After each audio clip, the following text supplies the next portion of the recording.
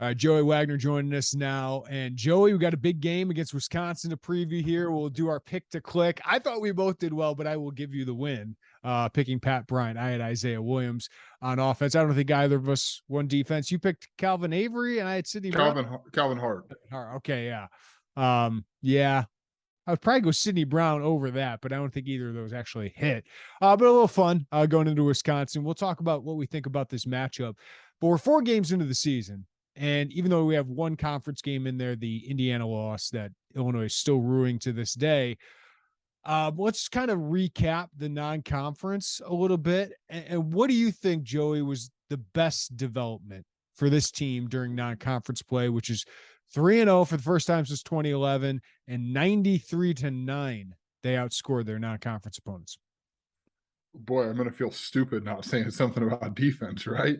But I think I think the biggest development, Jeremy, has been Tommy DeVito and the Illinois passing attack. I think we came into this, Jeremy, thinking they were going to be good defensively. There's some questions. We understood those. Maybe we would have expected a slight drop off, but I mean, I think that's not the biggest surprise or development to me. It's looking competent through the air. So, and you can put the whole passing game, not just Tommy DeVito. Isaiah Williams looks like he's given you that step forward. Still some ways to go there. And Pat Bryant looks like he's that downfield guy. So just the emergence of a passing game that looks like not the Chase Brown / when he's healthy Josh McCray show on the ground, and you can move the ball through the air. That's a big development this year, and it's a big development come portal season in the December, January. Yeah, for me, the way I would kind of frame it, you're right. This is the best development for the team because this season was all about Barry Lunny and Tommy DeVito, right? Like those are the combination. And I think they are such a good combination together. I think Tommy's a great fit for Barry, and I think Barry is a good fit for Tommy. And I think together they've built a competent, competitive passing attack that can help Illinois take another step offensively. And remember, they were just a couple first downs from being a 7-win team last year. They're halfway to a bowl game already. I think this passing attack with the rushing attack and with could be an elite defense. I think this team's going to win 6 games. I have a lot of confidence in that based on what we've seen.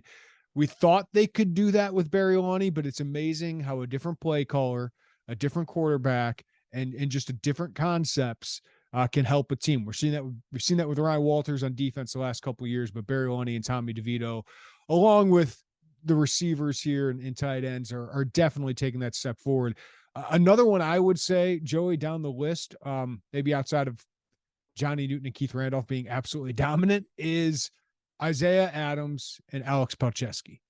These are 2 guys that last December 1st we did not know would be on this team. And Zy Chrysler, I know, is part of that as a starting guard, but Isaiah Adams is playing like a future pro.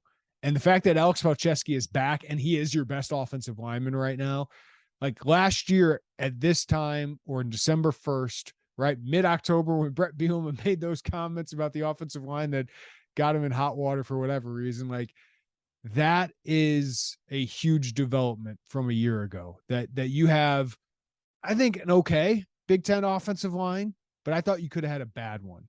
And I think they could get better as the season goes along as Chrysler, Adams, Pilstrom, this whole group, whether it's Pearl playing on the left side, they all get more experience. And the fact that you have a guy like Slaughter can come in and give you serviceable offensive line play.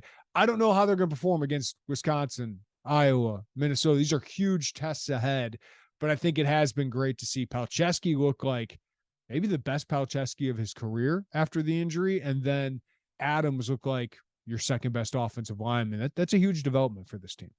Yeah, I wrote about Isaiah Adams yesterday, and I was looking through some of the PFF numbers. And Alex Pocheski, I think, is the 5th highest graded Power 5 offensive lineman. I think it's 5. I mean, it's definitely top 10. I want to say it's 5th. And it's quiet, Jeremy. Yeah. It's quiet. I looked at and take PFF grades for what you want to take them for. They're not all going to be hits. We don't certainly agree with all of them. But some of them I do.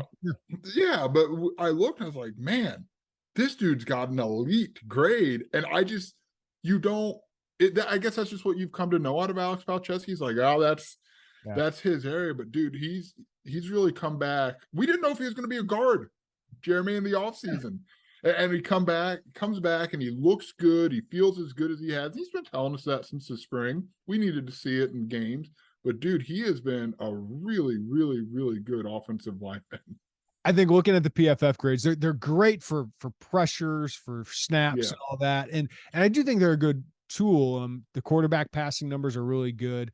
Those guys do really good work, but they ding guys for missed tackles and I think missed blocks at running back and fumbles and stuff. Like they ding those guys a lot for that. So it kind of overshadows some of the other stuff. Like Chase Brown should have a higher number than he has. Sidney Brown should have a higher number. Sidney Brown is the most wrong player in PFF history. Maybe, because he missed a couple tackles, but there's a lot of other things he does extremely well. But I do think they get offensive line play pretty good. I think they're really good at that. So Pocheski doing what he's doing, like he was a good run blocker last year, Joey, but I think his pass blocking is as good as we've seen in his career. So I think that tells you he's pretty healthy. So that was another development. It feels like we are overlooking the defense, but we did think they'd be good. I guess the emergence of Gabe Akis, not a huge surprise. We thought he could play at some point, but to have 3 sacks already, we thought he and Alec Bryant could be in the starting mix and maybe pass up Ezekiel Holmes.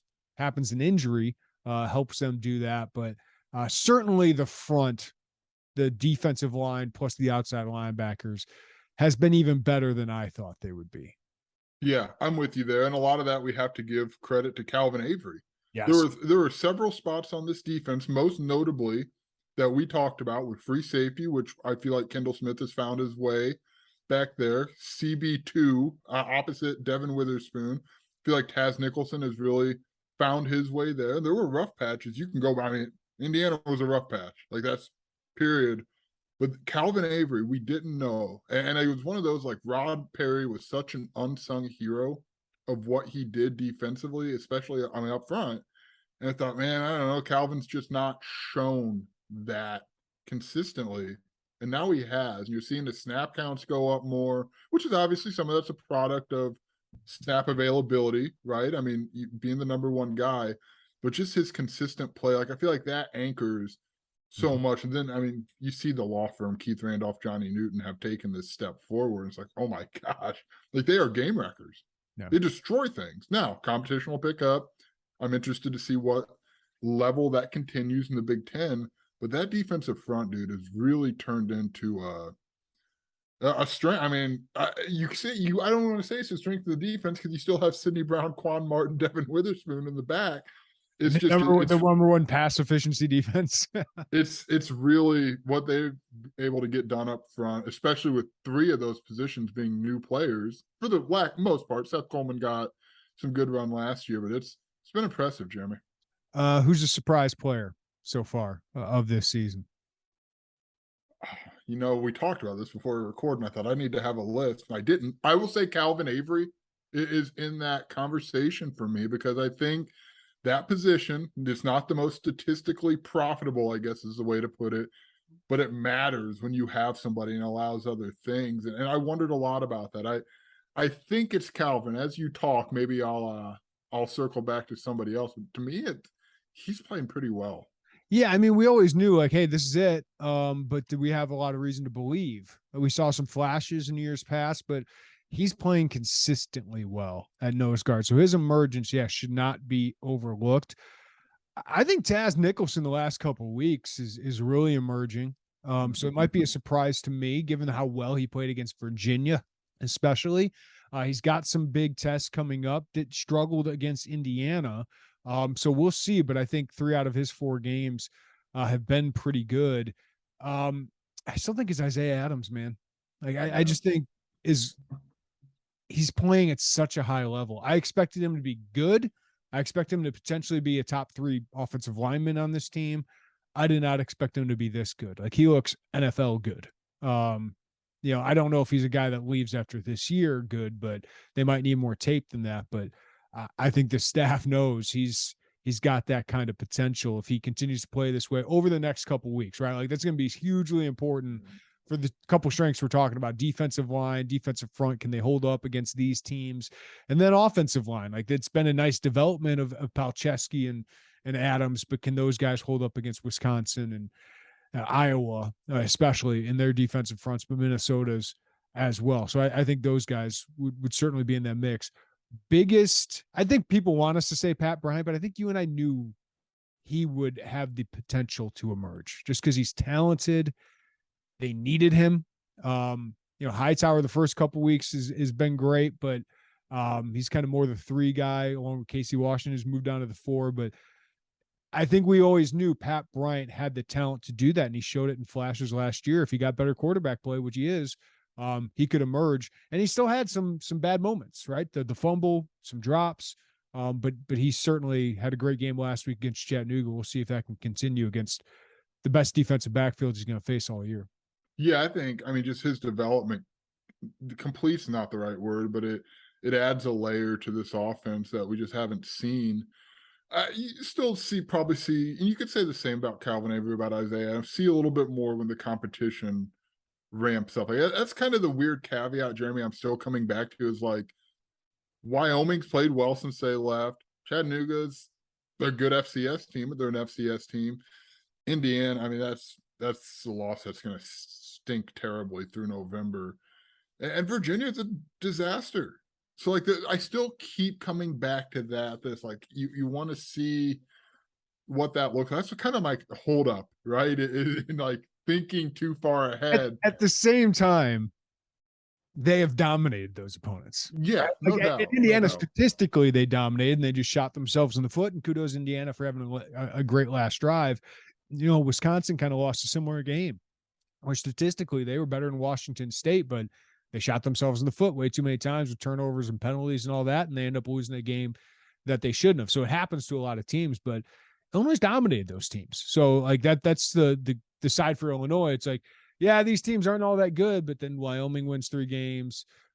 Indiana, I don't think is good, but Virginia competes against Syracuse. So they're not good, but you dominated them. Unlike a Syracuse team that was 4-0 at this point. Yeah, that's a good point. You do have, if you're going to play these games and they're on the schedule, right?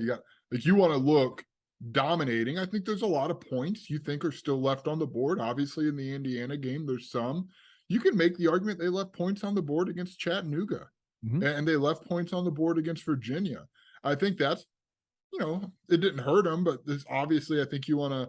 I keep thinking of like what Brad Underwood says, where he's like, we want to play these guys, play the tough ones now, so we don't get into March or whatever and not know what we are. But a little different here, but in the same sense, like you kind of want to get the hiccups, if you can get those out of the way. We don't know if they have, but they've had some of the hiccups. To see if they can go away. 2 concerns I have. Let's go to the main concerns that we have. One of my main concerns is red zone offense. This team is 122nd. As you said, they left points on the board. Another that I would say for Illinois at this point is special teams. Hugh Robertson has been really inconsistent and sometimes bad and has hurt you. And Indiana game was part of the reason I think you lost that game. And then Caleb Griffin, of course, has had his ups and downs with 2 bad games, maybe 2 good games. So the inconsistency there, especially when we get into these close games, it's part of the reason, like, do I pick them for an upset against Wisconsin or Iowa? I've said I think they're going to win one of those games. You got to start thinking about those little things, and there's some little things there with Illinois that are concerned. Yeah, I'm with you. Special teams that's a concern right now. And Jeremy, we knew it, right? And there is the one side where this has been Blake Hayes and James McCord, and they're really good. But at the same time, it's college football. You're not going to have them forever. And I just feel like there's still some to be desired out there in terms of the special teams. To me, red zone offense kind of goes hand in hand, like with off the interior of the offensive line a little bit. I think Isaiah Adams, we've talked about him. I think you're seeing Alex Pihlstrom come along. I do wonder about that right guard spot, be it Jordan Slaughter, be it Zy Chrysler. Like that is still kind of the spot that you want to see develop a little bit more. And I think it's a big test as you get into seeing a Wisconsin, Iowa, Minnesota, what the interior holds up against. But I think that just goes hand in hand with your red zone Yeah. concern for me. But that would probably, I don't know that I have. Do you have concerns defensively? I mean, look, we should also say, Jeremy, like broadly, if you're going to make a third, it's just depth, period, both sides. Yeah, that was going to be my last point here. Is if you've been, knock on wood, everybody listen to this, you've been pretty fortunate outside of Josh McCray and Ezekiel Holmes. And Ezekiel Holmes was one of those guys that, like, I hate to say this, but like if you had one defensive starter get hurt, like you could handle that one at outside linebacker a lot easier than other positions. If he was one of your top 3 defensive linemen, I think T-Rock can play solidly. I've liked him so far at nose guard. And Rashawn Wilkins certainly has experience, so maybe not that spot. But if Keith Randolph or Johnny Newton get hurt, that's a huge loss. If one of those 3 top guys in the secondary get hurt, that's a huge loss. Like if Isaiah Williams got hurt, right, or Chase Brown got, or Tommy DeVito, like I know a lot of teams can't lose their stars, but like this team especially cannot lose its stars.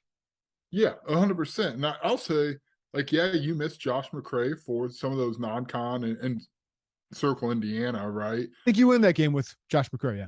You do, but I also think you could flip side it and say he's not ruled out for the season. He's inching towards a return. And I think, Jeremy, maybe you and I think, I don't know that we'd be surprised if it was before the second bye week. It seems to be Brett Bielema is flirting with telling us that, but he also is pretty good at sending us down one road while he and someone else go down another road. Yeah, I don't know how much we should I think everything Brett Bielema says on a Monday about injuries, everyone should take with a huge grain of salt because it is proven it doesn't mean anything.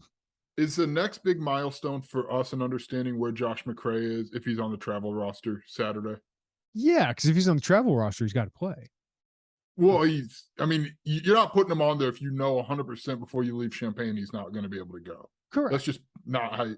So I think that, to me, is the biggest next to understand, because, and this isn't just Brett Bielema. Coaches would probably rather give you their PIN number than injury reports sometimes.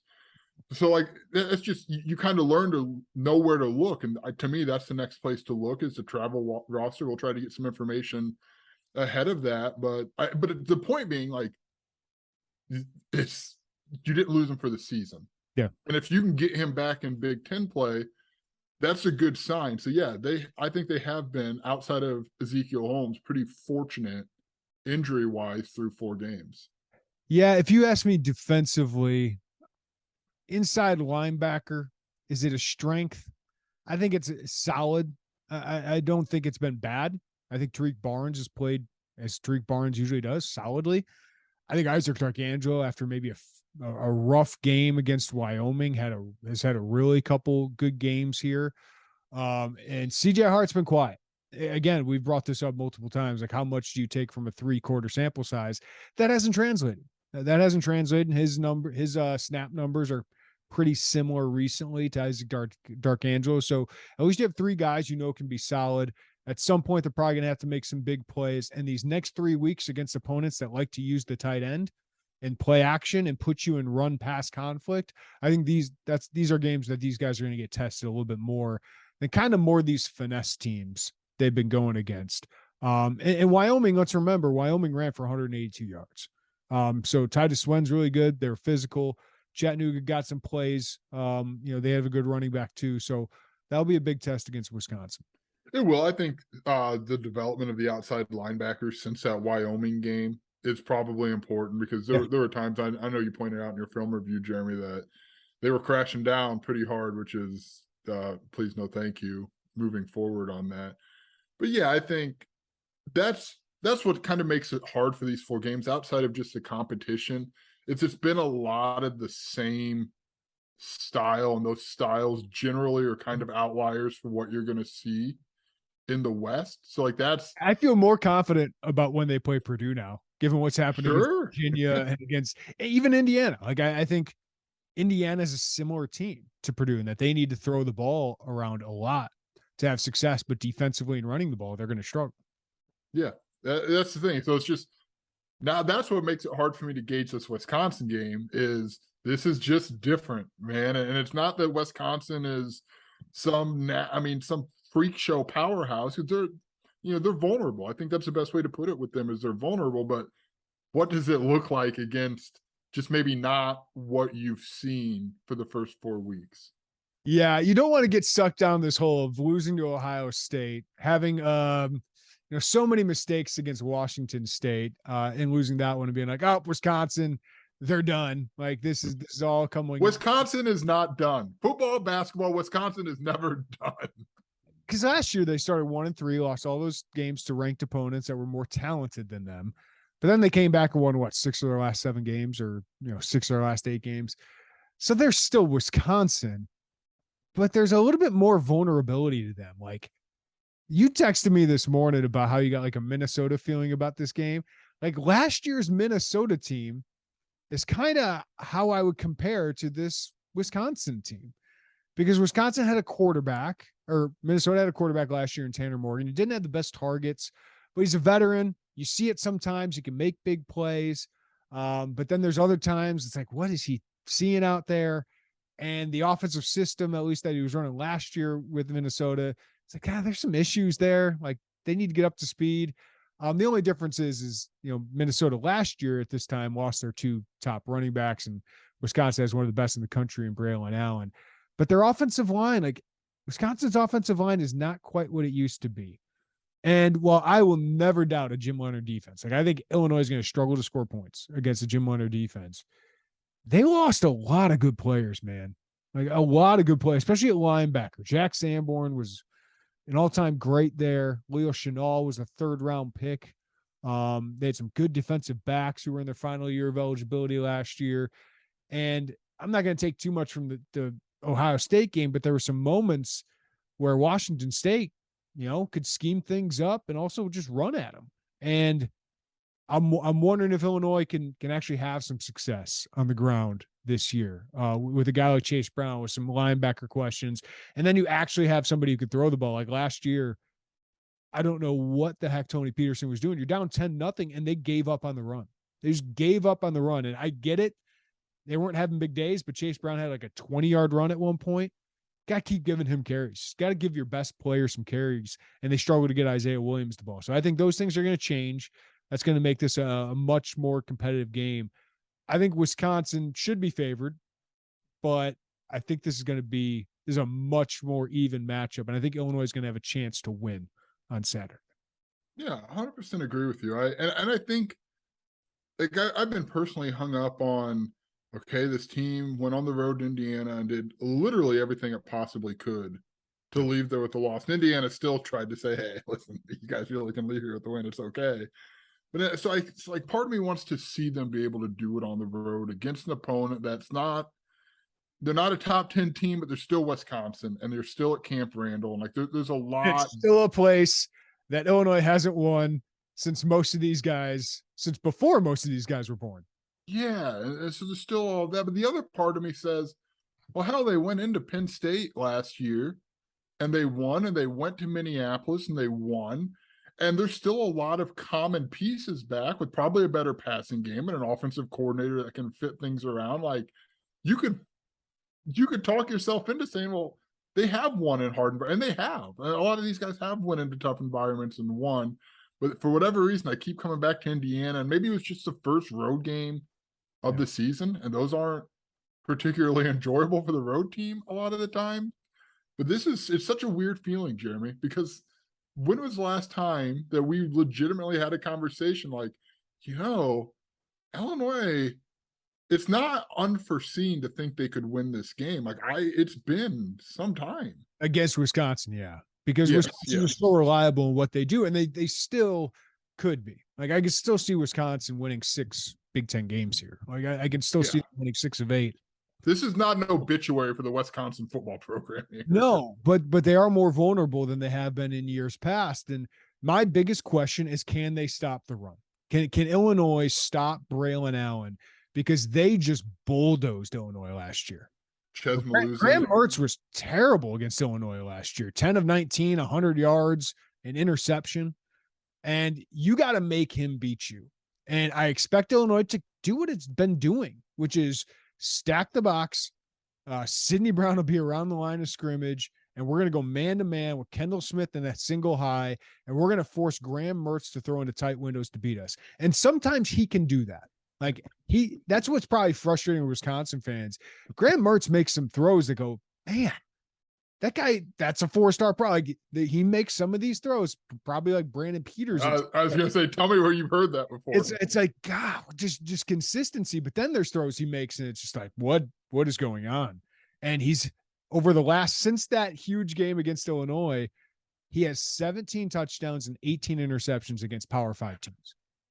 Oh. So that is a recipe that if you can get 1 or 2 interceptions, force a fumble, and get 2 or 3 takeaways, I think Illinois has a real good chance of winning. That's how they won in 2019, right? They had 4 takeaways. Jonathan Taylor fumbled twice in that game. But Wisconsin dominated most of the other action because they were able to run the ball. But Illinois was able to run the ball that game. So can Illinois run the ball against Wisconsin? Can they get 100+ yards to make them care about Chase Brown, and can Tommy DeVito take advantage of that? But then also defensively, can you force Wisconsin to have to throw the ball into tight windows and make Graham Mertz beat you? And if he does, you tip your cap, right? If he can beat Quan Martin and Devin Witherspoon and Sidney Brown and all those guys and Taz Nicholson, say, hey, yeah, good day. He had a good day, but that's the way they got to beat him. But can you stop Braylon Allen? Can you stop what I think is a weaker offensive line than they've had, but it's still a Wisconsin offensive line? There's so many parallels, right? There's so many parallels to Illinois. But I do think Illinois is more competent in throwing. Not competent, but they're probably just better equipped to move the ball through the air. I think they're more, which is weird. It's weird to say that. All of this feels really weird, Jeremy. All of this is very strange. They're starting to be more dynamic, right? Like Illinois' offense is a little bit more dynamic. I mean, that's another thing that's thrown in here is Wisconsin has a new offensive staff, basically. So it's just another thing that's kind of like a red flag of like, hey, they've kind of struggled at times offensively here. Is this new offensive staff with Bobby Ingram, former Bears wide receiver, is the offense coordinator? Like, is he working? Like, is this an issue? Or can they just bounce back and come out with venom because they just got their butts kicked on national television by Ohio State? So I think it's a big test for Wisconsin. I think Illinois is still playing with house money going into this game. So they should play loose. They seem to play well on the road. The last couple of years under Bielema, I think there's pressure on Wisconsin. I'm wondering how they handle that pressure. Yeah, I think it's a fair point, which brings me to my question. When does the house money wear out? If you lose this game, because you got to win. You got to win one of these next 3 games, right? Yeah. I mean, in an ideal world, you get 2. Sure. I think that's number 1. I mean, if you don't get 1, you might not be in 4 with games against Northwestern, Nebraska. You have to win. And then you got to steal one from Purdue or Michigan State, or I don't know. Otherwise, you might not spend Christmas in Detroit, Jeremy. Right. That's right. Yeah, I'm with you. I do. I'm interested to see how Wisconsin comes out, because that was just embarrassing. And look, Ohio State is going to embarrass a hell of a lot of programs in this country. In this conference. In this conference, especially. Yeah. So like, it's not like you don't look, if you're looking at that game like, wow, like it is wow, but like that, I don't know if that game tells you any more about Wisconsin than it does that, holy smokes, Ohio State's a freight train. Yeah. You and I are terrible at predicting Illinois football games. I take pride in that I'm pretty close, except for the COVID year, on picking what the season will look like. And this year I picked a bowl year. I was 6-6. I feel pretty good about that still. But like, I'm terrible at the individual games. Like, I had Illinois beating Indiana, losing to Virginia. Well, like, Piper's really good at this. Like, Trotter's really good at this. Like the game to game stuff. I said on the last podcast, I think Illinois is going to win one of the next 2 games, Wisconsin or Iowa. Every metric, Joey, tells me to pick Iowa because they can't score. Iowa's defense is really good. They score on defense. Their special teams is pretty good. They're a train wreck offensively. So the smart thing for me to do would be to pick Iowa. But I am struggling with this game of what my prediction is going to be, because I think it's going to be close. I think it's going to come down to the 4th quarter. I got more questions than I usually do about Wisconsin, and I feel better than I normally do about Illinois, because I think this defense is better than last year. And I think the offense is certainly more dynamic. But this is the biggest test to date for Illinois, right? Like this is by far the best overall team they've played, the most physical team they've played, the best coach team they've played all year.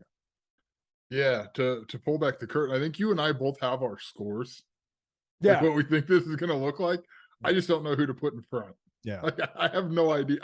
Wisconsin's special team stinks too. Like their kicker's not been good this year. I think a kicker's hurt for him as well. Like the part that I get hung up with, because like there's a big part of me come down to kickers, isn't it? Hey man, hey, that's a story that we haven't written. So kicker it up. That's an angle for us. Like part of me wants to pick Illinois because I think it just like I can see it. I can see it. It makes sense. And then right when I wait, you can see it. Kudos to Brett Bielema for that. Year 2, you can see a win at Wisconsin. Yeah, and now look, I'm not saying how likely I think it is. All right, but like you don't just look at that and be like, no, thank you. That's a loss. The other part of me, when I talk myself and I get down that road and I think it through and I put this down in my mind, I think, you're really gonna have them go to Camp Randall and win? Like this is still Wisconsin. I was a sophomore in high school the last time that happened. Where was I? I must have been in 7th grade. Yeah. 6th grade, 7th grade. So like that's the other part. It's like listen to Take Off Your Pants and Jacket. Is that what you listened to at that point? What? I don't even remember what 2002. That was still the Chronic 2000, man. Listen to the Nelly CD. Oh, Dr. Dre, Nelly. That was that. But yeah, that's the hard part. It's like there's still that perception that Wisconsin is Wisconsin. They're gonna win at home because Camp Randall's a really great atmosphere and Wisconsin's a good program. And Illinois, have you seen enough in the last, don't make me math, 16 games to think that like in game 17, that's going to happen. Like that's honestly my holdup. And it just feels, it sounds stupid and it might be a lazy thought, but it's like there's still that mental hurdle there. For me, I don't think they have that in the Smith Center. No, which is kudos to them. Like they go into every game expecting to win now, which is kudos to Bielema. And I think this is just incredibly well-coached team. Like I really go ahead. Do you remember? I'm glad you said that because I've been trying to place when this was the Virginia game. Do you remember at Virginia? Brett basically said, we teach them to do these things, and then the game happens and they freeze. Yeah. And then, do you remember that line of? Yeah, like he was like, oh, he realized at that point, it felt like after Virginia, like they went into that game and clearly didn't expect to compete or win. And that like took him back. Like you could tell he was like dazed after that game of like, I got a lot of work to do to teach these guys confidence because we're good enough to compete in these games. And they figured that out. They were 2-5 going into Penn State, a top 10 team, and go and beat them. 2-5, it got bulldozed by Wisconsin. Yes, the week before. Yeah. So like over the last year, it's been pretty impressive. They won 4 of their last 7 Big Ten games, or Power 5 games, I should say. And I think they're playing some of their best football now. So yeah, man, it's like, I think they're going to have a chance to win, but they got to play clean football. You can't turn it over like you did against Virginia, against Indiana. You can't have special teams issues crop up as much as they did. You can't have penalties. And those are things we've seen through 4 games. And the red zone issues. Like Barry Loney Jr.'s offense has been great 20-20. Can they do it inside the red zone? Can't settle for field goals against Wisconsin because they're going to have opportunities, man. Like they're going to beat you sometimes. It's a good opponent, but I think it's going to be a fun matchup, man. Yeah, and I all that being said, I think the Chattanooga game played out exactly like you maybe would have hoped it could have gone scripted for Illinois. That I think they got some confidence and swagger in the passing game. I think they're feeling themselves a little bit there. And I don't know that there was ever a lack of it, but I think that was their best performance passing wise of the season, which is exactly what we talked about and what we thought that was going to be important for them. I think the defense is feeling itself. I don't have any concern that the defense isn't on this absolute cloud right now playing really good ball. But no, they're going to give Illinois for what, the 12th, 13th straight game a chance to win. Like even that Wisconsin game last year, they were getting bulldozed, but it was 10-0 at halftime. Like, you know what I mean? It could have been a good game if Tony Peterson would have found a way to get in the end zone in the first half or ever in that game. So yeah, I think this defense should be feeling itself. Like, Michael Hogan, who did ask me questions for our feedback for 24/7, like, he's like, is this an overlooked defense? I'm like, it shouldn't be, but the offense is the reason it is. But the last calendar year, this has been a defense on par with some of the best in the Big Ten. It has, and again, I don't want to put this because I always get so frustrated by the whole national media doesn't notice narrative. Like I don't love that. Maybe listen, if you were to beat Indiana, national media would be paying attention to you. But this is your opportunity. This is your opportunity for Brett Bielema to go into his former place, win a game, and people will start talking about Illinois. And you have a primetime matchup against Iowa that if you beat Wisconsin, Iowa, Virginia, all in a row kind of there with the Power 5 teams, you will be receiving votes. I don't know if you'll be ranked, but you have a pretty good chance of receiving votes and a chance of being ranked because Kansas is 4-0. And look at the attention they're getting. Illinois, if they were 4-0, I don't know if they'd be ranked, but they'd be starting to receive votes and they'd be getting more hype going into this game. You can't have a lot of those slip ups, but you got to have big moments like this. And if you start doing that, people are going to be like, oh, Brett Bielema, like, let's see what he's done. Oh, they beat Penn State, Minnesota last year. Now they beat Virginia and Wisconsin and going into like, oh, this is interesting. Let's see what they're doing. This is, to me, going into this, not coming out. Like, obviously, they had every headline coming out of the Penn State win. One, it was this bizarro 9 overtime experience. You go in and you win there. Like, going in, this is probably the most headlineable or headline generating game. Oh, this would be on SportsCenter. Like, even though Wisconsin's not ranked, like, this is going to be not like one of the top games probably of highlights, but if Illinois wins this game, Bielema getting a win at Wisconsin, yeah, like that's resonate with ESPN and all these national places. Yeah, and I think going in, you see that as a possibility. Like, they got a lot of headlines when they upset Wisconsin in 2019. Yeah. But I don't think we were talking about that as a possibility because Wisconsin came in to Memorial Stadium allowing like 2 yards a game. It was an unbelievable defense. And of course it generated headlines. Of course Penn State did. But I think now you look at this, like, going in, you're like, man, there's the Bielema angle, there's the 4-1 angle, there's the what the hell's wrong with Wisconsin angle, right? Like, there's all of these. Like, this is a very headlineable game that they could leave Madison with. And does that matter to, like, probably the day-to-day of their football operation? Probably not. Matters a lot when you're talking who else is coming on board. Yes. Right? You want to get those headlines. I just think there's a lot of potential to really, for Brett Bielema, for this Illinois program. Ryan Walters might be carried out on a chariot and maybe right straight to Boulder. Like, I think there's so much of that. Fire their coach first for that. Oh, sure. Bet you do. But like, I just think there's so much of that, Jeremy, that it's like, man, it's a big opportunity. You can make a splash and like, oh, dang, Bielema's got this thing rolling. I think a lot of people who see it and cover it day to day or pay more attention to the Big Ten can see, like, yeah, that's coming. And I think the Big Ten's still year two, but man, you can do a lot with this win.